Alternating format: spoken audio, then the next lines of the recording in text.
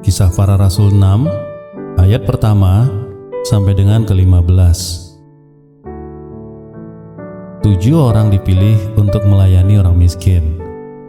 Pada masa itu, ketika jumlah murid makin bertambah, timbullah sungut-sungut di antara orang-orang Yahudi yang berbahasa Yunani terhadap orang-orang Ibrani, karena pembagian kepada janda-janda mereka diabaikan dalam pelayanan sehari-hari.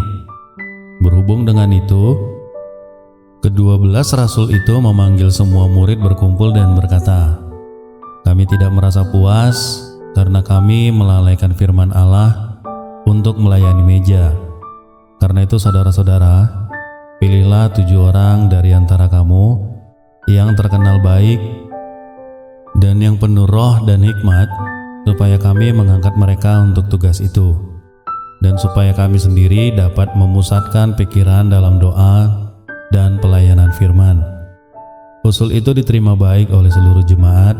Lalu mereka memilih Stefanus, seorang yang penuh iman dan Roh Kudus, dan Filipus, Prokhorus, Nikanor, Timon, Parmenas, dan Nikolaus, seorang penganut agama Yahudi dari Antioquia. Mereka itu dihadapkan kepada rasul-rasul, lalu rasul-rasul itu pun berdoa dan meletakkan tangan di atas mereka.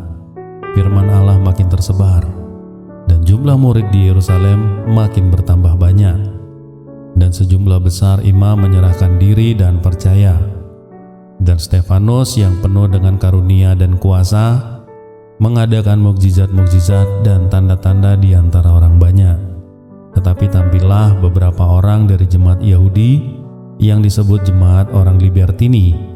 Anggota-anggota jemaat itu adalah orang-orang dari Kirene dan dari Alexandria, bersama dengan beberapa orang Yahudi dari Kilikia dan dari Asia. Orang-orang itu bersoal jawab dengan Stefanus, tetapi mereka tidak sanggup melawan hikmatnya dan roh yang mendorong dia berbicara. Lalu mereka menghasut beberapa orang untuk mengatakan, "Kami telah mendengar dia mengucapkan kata-kata hujat terhadap Musa dan Allah."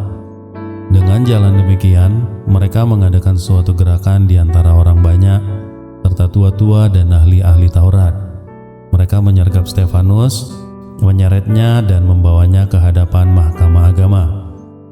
Lalu mereka memajukan saksi-saksi palsu yang berkata, "Orang ini terus-menerus mengucapkan perkataan yang menghina tempat kudus ini dan hukum Taurat. Sebab kami telah mendengar dia mengatakan bahwa Yesus orang Nazaret itu akan merubuhkan tempat ini dan mengubah adat istiadat yang diwariskan oleh Musa kepada kita." Semua orang yang duduk dalam sidang mahkamah agama itu menatap Stefanus, lalu mereka melihat muka Stefanus sama seperti muka seorang malaikat. Demikian firman Tuhan.